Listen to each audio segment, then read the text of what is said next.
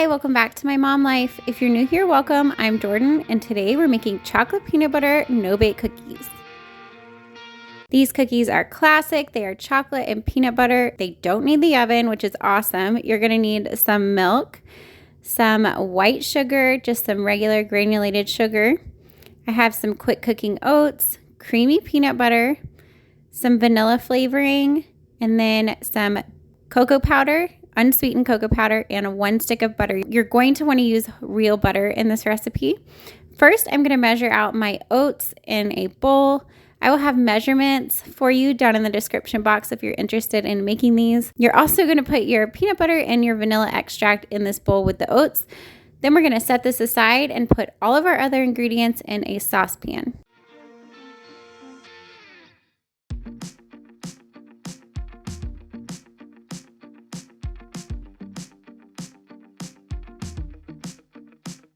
I'm going to add my butter and my sugar in this pot, and then I'm going to add my cocoa powder to that as well, and my milk.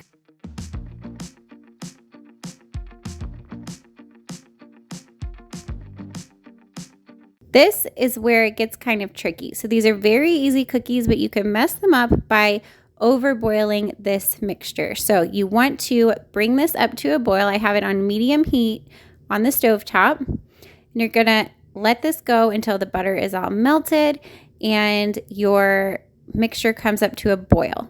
Now that it is kind of at a boil here, I'm going to let it boil for 1 minute. You don't want to go much longer than that because then it will mess up the way that your cookies set and they can end up being dry and crumbly, and you don't want that. You want them to be nice and fudgy.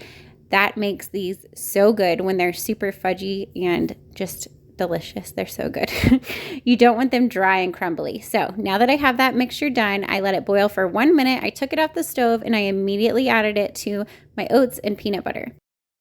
I'm going to go ahead and give it a good mix. And then once it's all incorporated, you're just going to scoop it out onto some foil or wax paper and let it sit. Some people like to refrigerate the cookies to let them set up faster. I just let them sit on the counter for about 20 minutes and then they set up perfect just like that. If you want these to set up a lot faster, you can pop them on a cookie sheet and put them in the fridge and they will set up really quickly for you that way.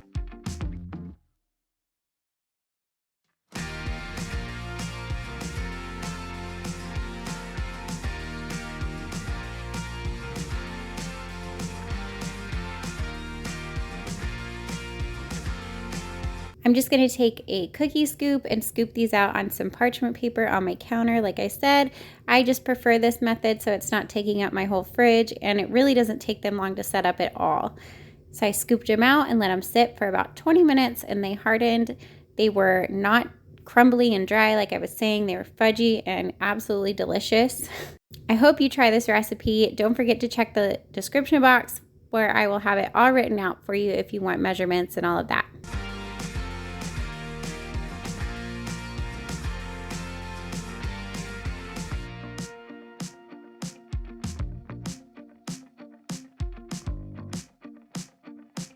This is what the cookies will look like once they set up. They're so yummy. If you've never had these, I highly recommend trying them.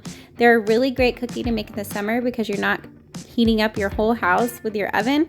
I highly recommend it. Don't forget to check the description box, like I said, if you want the recipe. And if you're new here, welcome. I hope you subscribe and stick around. If you like this video, don't forget to give it a thumbs up, and I will see you on my next one. Bye, guys.